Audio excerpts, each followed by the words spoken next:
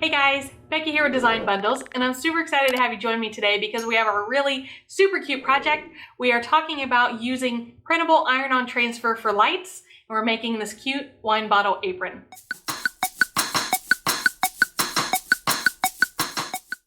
Alright guys, so here I am in Silhouette Studio, and I am showing you this in Silhouette Studio, but just know that this is just to set up and print the design.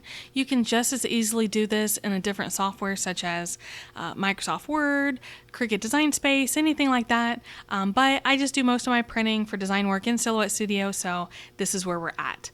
Now if you're in Silhouette Studio with me, you're going to go ahead and update a few things in your page setup menu. You're going to go ahead and switch your machine to none. Not mandatory, but just useful.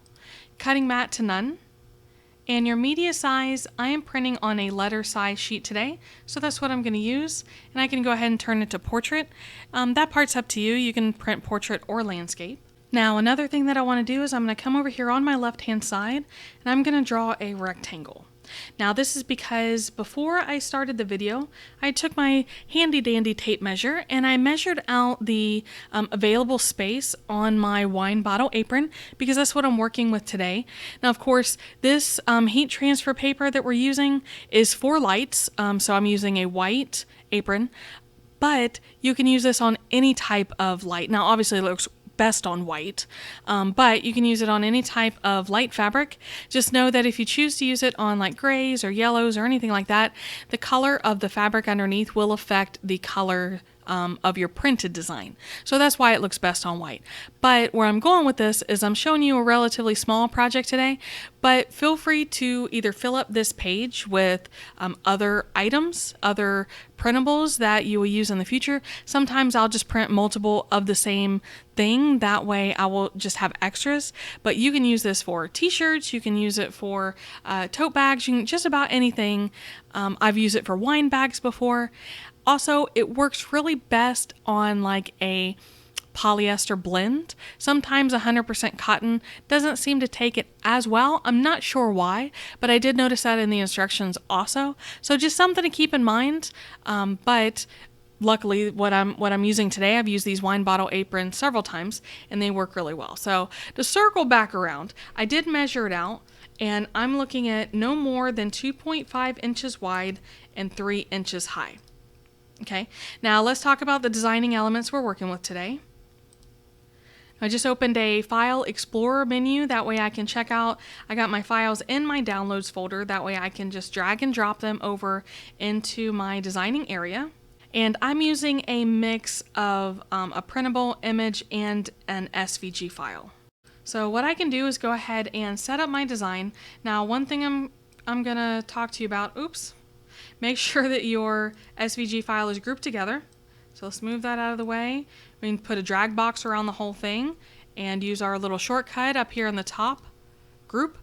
You can also use Control-G, or you can right click on your design and use group. So 3 really great ways that you can group your design together. But go ahead and let the software do that. And then position your file. I'm going to let mine hang over on the top and bottom a little bit. If you want to, you can squish it down, but I like it that way. And I am also going to change my fill color from black. I want to choose like a navy blue. So let's come over here to our fill color options. I'm going to go to advanced options down here, and I'm just going to click up here in the dark blue area and fill that in. Now another thing I can do if I want to, I can do an offset of my design. I don't think it's necessary on this one because the background is so light, but like I said, just something else that you can keep in mind. I'm going to go ahead and just center those together, and then we will group them. So that is literally how easy it is to set that part up. Now let's use our shortcut up here and send to back. And that's going to send this design behind our rectangle. Now, why do we want to do that? Because we're using the rectangle to size our image. So we just want to make sure that it is small enough to fit in our area. There we go.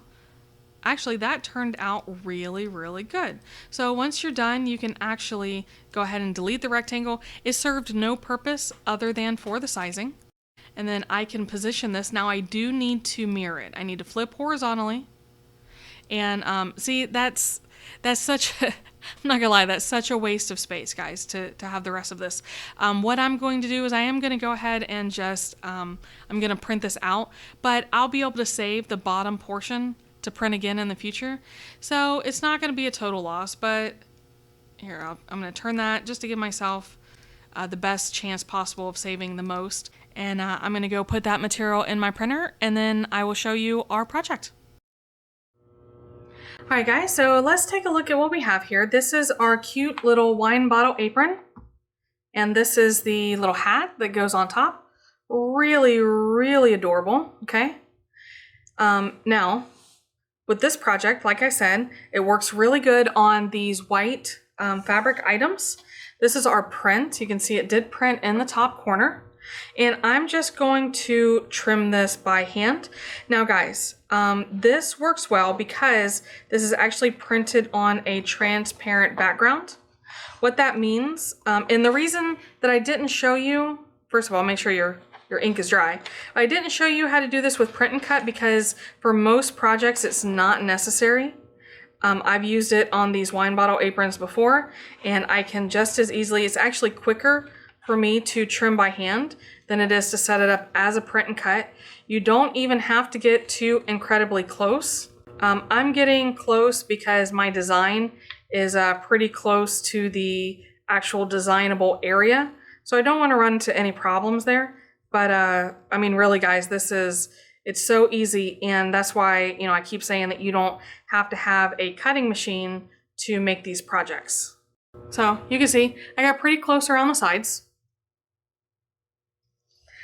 Now, let me tell you, this is really is the only type of printable for lights that I've used because it's always worked so well for me. But it gives you basic instructions when you buy it, and it will tell you, here's where it shows, works well with cotton blends and synthetics, okay? Now, we are looking at 375 with medium to heavy pressure. So what that means is my little Easy Press here, my little Easy Press Mini, I'm going to, because it's so awesome to be able to use the small pressing area, but I'm gonna turn it all the way up because the middle is for heat transfer vinyl. So that's gonna be around your 305, 320 area. And then your top is for sublimation, which is gonna be around 400. So the top is going to be closer in temperature than the middle one. Okay, now it'll tell you that you want to have the image side touching the substrate. All right, that means the paper facing you, and you want to press this for 30 seconds. And then while the paper is still hot, that you want to go ahead and peel it off in a smooth, even motion. What that means is I'm going to have these pink tweezers handy. That way I can grab a hold of it. But first, let's go ahead and pre-press.